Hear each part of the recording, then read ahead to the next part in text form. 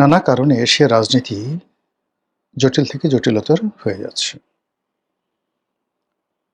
এশিয়ার মধ্যে বিশেষ করে মধ্যপ্রাচ্যে মার্কিন যুক্তরাষ্ট্রের নৈতিক পরাজয়, সামরিক পরাজয় এবং আফগানিস্তানে আবার নতুন করে মার্কিন যুক্তরাষ্ট্রের তৎপরতা বৃদ্ধি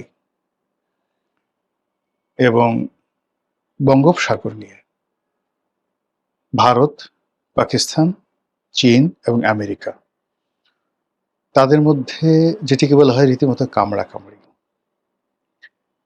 এই যে বিরোধ, এই বিরোধের সঙ্গে তেল বাণিজ্য, তারপর সামগ্রিক আঞ্চলিক রাজনীতি, ভূ-রাজনীতি যেটিকে বলা হয়, এটা যেভাবে জড়িত, আবার একই সঙ্গে আঞ্চলিক আধিপত্য বিস্তার করার জন্য পশ্চিমা রাষ্ট্রগুলো তাদের সর্বশক্তি নিয়োগ করে চলেছে দক্ষিণ-পূর্ব এশিয়াতে, অর্থাৎ এশিয়ার বাইরে গিয়ে আবার দক্ষিণ-পূর্ব এশিয়াতে। তো দক্ষিণ-পূর্ব এশিয়ার মধ্যে ভারত একটি পরাশক্তি, পাকিস্তানও মানে পারমাণবিক শক্তি মানে পরাশক্তি। কিন্তু পাকিস্তানে চীন, আমেরিকা এবং রাশিয়া ৩ টি রাষ্ট্রই গুরুত্বপূর্ণ ভূমিকা পালন করছে তাদের অভ্যন্তরীণ রাজনীতির ক্ষেত্রে। আবার প্রতিবেশী রূপে পাকিস্তান তার নিকটতম প্রতিবেশী আফগানিস্তান তার সঙ্গে যুদ্ধে জড়িয়ে পড়েছে। নিজ দেশের মধ্যে বহু বিচ্ছিন্নতাবাদী গ্রুপ দাঁড়িয়ে গেছে, বিশেষ করে বেলুচিস্তানে স্থানে। অন্যদিকে সেনাবাহিনীর সঙ্গে এখন সরকারের যে সম্পর্ক, এটি বলতে গেলে সেনাপ্রধান ওসিম মনির তার যে একটা পাপেট, সেই পাপেট রূপে বর্তমান নওয়াজ শরীফ বসে আছেন। তিনি দৈনিক ১০ বার আল্লাহর নাম নিলে কয়বার ওসিম মনিরের নাম নেন,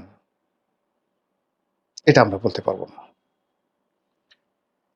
এখন সেই পাকিস্তানের সঙ্গে ভারতের দাকুমের সম্পর্ক, এবং আজকে দেখলাম যে পাকিস্তানের একজন মন্ত্রী রীতিমতো ভারতের সঙ্গে যে ভাষায় কথা বলছে, রীতিমতো যুদ্ধের উস্কানি, এবং এই কাজটি মূলত চীন এবং আমেরিকা যুগপৎভাবে পাকিস্তানে এই উন্মাদনা তৈরি করে চলছে।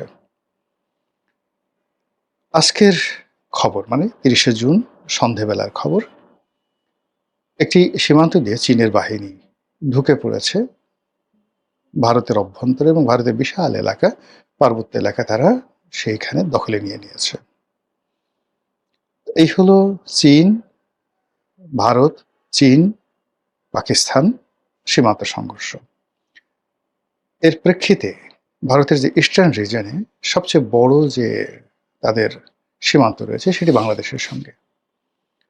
তো এই বাংলাদেশ সীমান্তে নতুন করে উত্তেজনা যেন না বাড়ে, বাংলাদেশ সীমান্ত যেন চীন ব্যবহার করতে না পারে, পাকিস্তান যেন এটিকে ব্যবহার করতে না পারে, এজন্য চীন এবং যাকে বলা হয় পাকিস্তানের যে সাম্প্রতিক তৎপরতা, তার সঙ্গে এই অঞ্চলে ইসলামিক রাজনীতিকে প্রমোট করার জন্য যেভাবে পাকিস্তান, তুরস্ক, মধ্যপ্রাচ্যের কয়েকটি দেশ যেভাবে মদদ দিচ্ছে, তাতে করে ভারতের রীতিমতো পিলে চমকানো শুরু হয়েছে। বাংলাদেশকে নিয়ে এই মুহূর্তে ভারত যতটা টেনশনে আছে, এর অর্ধেক টেনশনও তারা পাকিস্তানকে নিয়ে নেই। বাংলাদেশকে নিয়ে তারা যত টেনশনের আছে, তার ৪ ভাগের ১ ভাগ টেনশনও তাদের যাকে বলা হয় চীন নিয়ে নেই। এর কারণ হলো চীন এবং পাকিস্তানের সাথে যে সীমান্তগুলো, এগুলো বিভিন্ন কারণে সুরক্ষিত। আপনি যদি পাঞ্জাব সীমান্ত ধরেন, সেখানে পূর্ব পাঞ্জাব এবং পশ্চিম পাঞ্জাব, তো সেই জায়গাতে যুদ্ধ হতে পারে, কিন্তু ২ সীমান্তের যে জনগণ, সেই জনগণের মধ্যে এমনিতে একটা সীমারেখা টানা আছে। চীনের সঙ্গে ভারতের যে সীমান্ত রয়েছে, এই সীমান্তগুলো প্রায় সবগুলি মারাত্মক দুর্গম। ফলে ওই দুর্গম এলাকার খবর দিল্লিতে পৌঁছাতে বহু সময় লাগে। কিন্তু বাংলাদেশের সঙ্গে সীমান্তে ভারতের যে ৭টি রাজ্য রয়েছে, 7 সিস্টার রয়েছে, এগুলো ঘনবসতিপূর্ণ। এই রাজ্যগুলোর যে রাজনীতির যে অস্থিরতা, এটা অনেক বেশি।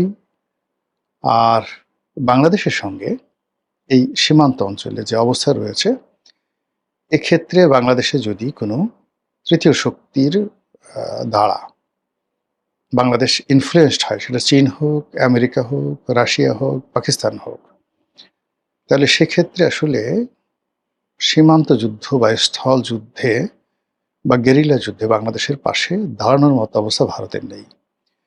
ভারত এখানে বিমান আক্রমণ করতে পারবে, ভারত এখানে প্যারাট্রুপার আক্রমণ করে ঢাকা আক্রমণ চালাতে পারবে, কিন্তু সীমান্তটা দখল হয়ে যাবে এবং সীমান্ত বলে কোনো কিছু থাকবে না। এটা খুব ভারত ভালো করে জানে। এই জন্য ভারত তার সর্বশক্তি নিয়োগ করে বাংলাদেশের সঙ্গে একটা দফা-রফা করতে চাচ্ছে। বন্ধু হও তো, ভারত বন্ধু হও। বন্ধু হও তো শেখ হাসিনার মতো বন্ধু হও, বন্ধু হও তো আওয়ামী লীগের মতো বন্ধু হও।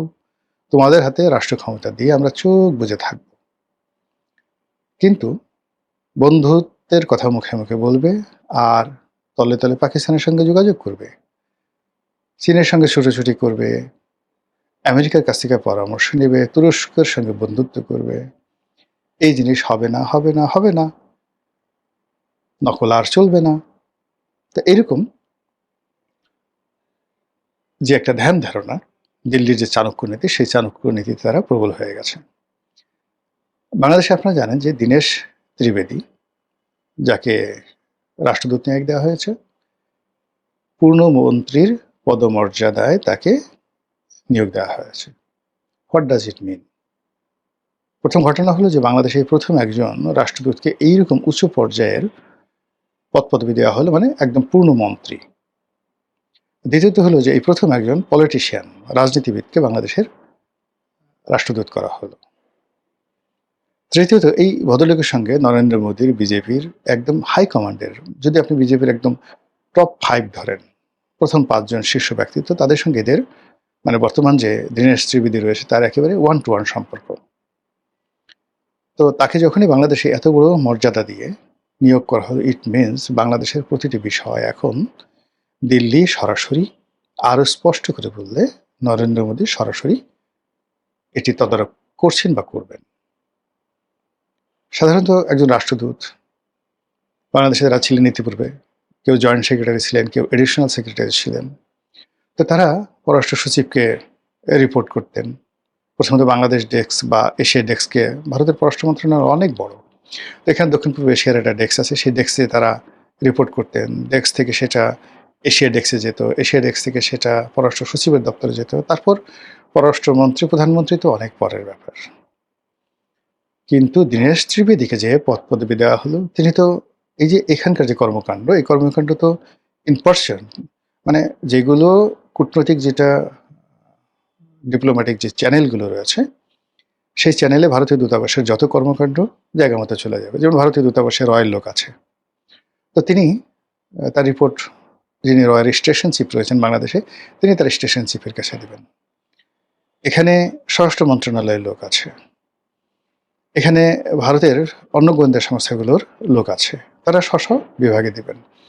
এখানে পররাষ্ট্র মন্ত্রণালয়ের লোক আছে, তারপর এখানে যাকে বলা হয় বাণিজ্য মন্ত্রণালয়ের লোক আছে, যারা মানে এখানে ধরুন এদের অনেকের উপাধি business manager, business attaché, commercial attaché, commercial minister, এরকম পদপদবি থাকে বিভিন্ন দূতাবাসে। তারপর এখানে তথ্য মন্ত্রণালয়ের লোক আছে। তো যারা যার ডিপার্টমেন্টে এই বাংলাদেশ সম্পর্কে তাদের যে প্রতিবেদন সেটা দায় দিবেন, জমা দিবেন, এটা হলো স্বাভাবিক। কিন্তু রাষ্ট্রদূত, তার যে কতগুলো স্পেশাল অ্যাসাইনমেন্ট থাকে এবং আছে, কখনো কখনো ইন জেনারেল যেখানে খুব গুরুত্বপূর্ণ নয়, সেখানে একটা ফরম্যাট থাকে যে একটা রাষ্ট্রদূত এই কাজ করবে নিয়মিত, মাসে, সপ্তাহে, 6 মাসে, ত্রৈমাসে। তো সেই কাজগুলো দীনেশ ত্রিবেদী করবেন। তার সঙ্গে সঙ্গে তাকে যে স্পেশাল অ্যাসাইনমেন্টগুলো দেওয়া হয়েছে, যে অ্যাসাইনমেন্টের কারণে তার পদপদবি মন্ত্রী পদমর্যাদায় উঠে গেছে, আর যে অ্যাসাইনমেন্টের কারণে তিনি এখন বাংলাদেশে এবং দিল্লিতে অত্যন্ত আলোচিত ব্যক্তিত্ব। তো কাজেই তার সেই যে রিপোর্টগুলো তিনি এখন সরাসরি নরেন্দ্র মোদীকে দেবেন। এর কারণ হলো একজন মন্ত্রী হিসাবে, এই যে তিনি একজন পূর্ণমন্ত্রী, তিনি তো আরেকজন মন্ত্রীর কাছে নিজেকে দায়বদ্ধ করতে পারেন না। তিনি যদি প্রতিমন্ত্রী হতেন, সেক্ষেত্রে জয়শঙ্কর, যিনি পররাষ্ট্রমন্ত্রী আছেন, তার কাছে তিনি রিপোর্ট দিতেন। কিন্তু তিনি তো একদম পূর্ণমন্ত্রী, কাজেই পূর্ণমন্ত্রী তিনি দায়বদ্ধ থাকবেন ক্যাবিনেটের কাছে। ক্যাবিনেট দায়বদ্ধ থাকবে পার্লামেন্টের কাছে। এই তো। তো এখন সেই ক্যাবিনেটের কাছে তিনি আবার ক্যাবিনেট দায়বদ্ধ থাকবে প্রধানমন্ত্রীর কাছে। তো তিনি অর্থাৎ বাংলাদেশের যিনি দীনেশ ত্রিবেদী তিনি বাংলাদেশের যা কিছু আছে এখন সরাসরি তিনি রাষ্ট্রীয় ব্যাপারে নরেন্দ্র মোদীর সাথে যোগাযোগ করবেন। আর ভারতীয় পার্লামেন্ট তার যে রুলস অফ প্রসিডিউরস রয়েছে সেগুলো এবং নরেন্দ্র মোদীর যে ইনহারেন্ট পাওয়ারগুলো রয়েছে, এই যেমন যুদ্ধ ঘোষণা করা, কোনো একটা দেশের ব্যাপারে গুরুত্বপূর্ণ সিদ্ধান্ত নেওয়া, এই বিষয়গুলো তার যেমন ইনহারেন্ট পাওয়ার আছে, তার সঙ্গে সঙ্গে গত ৩টি টার্মে পরপর ক্ষমতায় থাকার কারণে অটোমেটিক্যালি তিনি ভারতের রাজনীতিতে অনেকটা পণ্ডিত জওহরলাল নেহরুর মতো প্রভাবশালী হয়ে পড়েছেন। তো কাজেই এই যে তার নজর বাংলাদেশের উপর পড়েছে, আগেও বাংলাদেশের উপর নজর ছিল, কিন্তু ইদানিং আপনি দেখবেন যে নরেন্দ্র মোদী এই গত ২ বছর ধরে বাংলাদেশের ব্যাপারে কোনো টু শব্দ করছেন না। যখন একজন লোক অহরহ কথা বলেন, সেই মানুষটি যখন চুপচাপ থাকেন, ধরে নেবেন there are something dangerous behind the scenario. সে প্রস্তুতি নিচ্ছে, সে এমন কিছু করছে যেইগুলো আমরা কল্পনাও করতে পারছি না। তিনি ঘন ঘন দিল্লিতে থেকে কলকাতাতে আসছেন, ঘন ঘন আসাম আসছেন, ত্রিপুরা আসছেন, ঘন ঘন শেখ হাসিনার সঙ্গে দেখা করছেন বা শেখ হাসিনাকে তার বাসায় দাওয়াত দিচ্ছেন। এরকম পাইকারি হারে আওয়ামী লীগের যারা লোকজন আছে তাদেরকে ভারতে তিনি আশ্রয় দিচ্ছেন এবং বাংলাদেশের পক্ষে তার স্বার্থের পক্ষে যত রকম ইন্টারন্যাশনাল লবিং আছে সেই লবিংগুলো তারা করছেন। বিশেষ করে আমেরিকার সঙ্গে তাদের যে লবিংটা, সেই লবিংয়ে শেখ হাসিনার সঙ্গে আওয়ামী লীগের সঙ্গে আমেরিকার যে দূরত্ব তৈরি হয়েছিল সেই গোলাম মাওলা রনির গুরুত্বপূর্ণ বিশ্লেষণ। আপনারা জানেন যে মধ্যপ্রাচ্যের যুদ্ধের সময়টিতে শুধুমাত্র ইরান এবং ইসরায়েল কিংবা ইরান এবং আমেরিকার মধ্যে এই বিষয়টা সীমাবদ্ধ নেই। আমেরিকা প্রাণান্ত চেষ্টা করছে ইরানের সাথে সম্পর্কটি স্থাপন করার জন্য, একটা চুক্তি করার জন্য, কিন্তু ইরান এখানে দুটো শর্ত দিয়েছে। একটা হলো ইসরায়েল, আর একটা হলো লেবানন। অর্থাৎ এই যুদ্ধটা শুরু হয়েছে ইসরায়েলকে কেন্দ্র করে, আর যুদ্ধটা বিস্তৃত হয়েছে লেবাননকে কেন্দ্র করে। কাজে সেই লেবানন এবং ইসরায়েলকে যদি নিবৃত্ত করা না হয়, তাহলে আমেরিকার সঙ্গে কোনো চুক্তি তাদের কাছে কোনো ফ্রুটফুল ইভেন্ট মনে হবে না। একইভাবে বাংলাদেশের যে কোনো বিষয় এখন নরেন্দ্র মোদী কেবলই মাত্র country to country, government to government, person to person এই নেগোসিয়েশনে আসছেন না। তারা এখন বাংলাদেশের সাথে যে নেগোসিয়েশন করতে চাচ্ছেন, সেই নেগোসিয়েশনের মধ্যে তারা আওয়ামী লীগকে রাখতে চাচ্ছেন, তারা হাসানুল্লাহ কিনুকে রাখতে চাচ্ছেন, রাশেদ খান মেননকে রাখতে চাচ্ছেন, শেখ হাসিনাকে রাখতে চাচ্ছেন। এর ফলে বাংলাদেশ ভারত যে সম্পর্কটি, এটি অতীতের যে কোনো সময়ের চাইতে এটি জটিল, কুটিল এবং দুর্বিসহ এবং দুর্বহ এটি হয়ে পড়েছে। আর সেই দুর্বোধ্য, দুর্বিসহ যে সম্পর্ক, সেই সম্পর্কের মধ্যে বাংলাদেশে একজন ভারতীয় মন্ত্রী পূর্ণকালীন সময় নিয়ে তিনি বাংলাদেশে অবস্থান করছেন। কি বুঝলেন? কোথায় যাচ্ছে রাজনীতি? কি ঘটতে যাচ্ছে আমাদের দেশে? মহান আল্লাহ আমাদের সবাইকে হেদায়েত দান করুন এবং হেফাজত করুন। আসসালামু আলাইকুম ওয়া রাহমাতুল্লাহি ওয়া বারাকাতুহু।